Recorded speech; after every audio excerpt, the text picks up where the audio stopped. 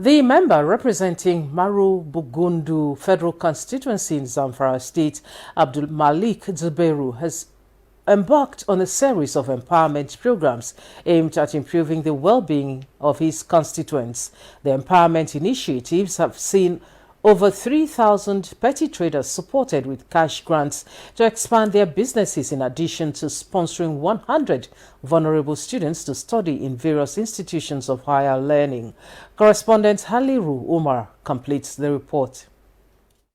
The disbursement of cash assistance to 3,290 petty traders selected from across the Bungudu Federal Constituency, which attracted hundreds of APC stalwarts and other stakeholders, was part of activities marking the 2-year anniversary of the lawmaker in office. The event, which saw each of the beneficiaries receiving 40,000 naira, was aimed at reducing unemployment and poverty in the constituency. Flagging of the cash disbursement, Chairman of the occasion and Minister of State for Defense, represented by a former Zamfara State Deputy Governor, Senator Hassan Muhammad Gusau, described the empowerment as a major boost to the local economy, while calling on other political officials to emulate the lawmaker. I call on the beneficiaries of the program to make good use of the assistance.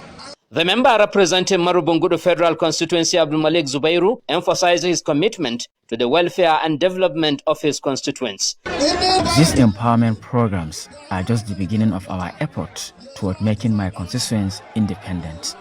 The celebration also witnessed the presentation of scholarship award letters to 100 vulnerable students sponsored by the federal lawmaker to study in various institutions of higher learning across the country. The program, which according to the sponsor covers tuition fees and upkeep allowance for each beneficiary, is aimed at increasing access to higher education within the constituency and beyond.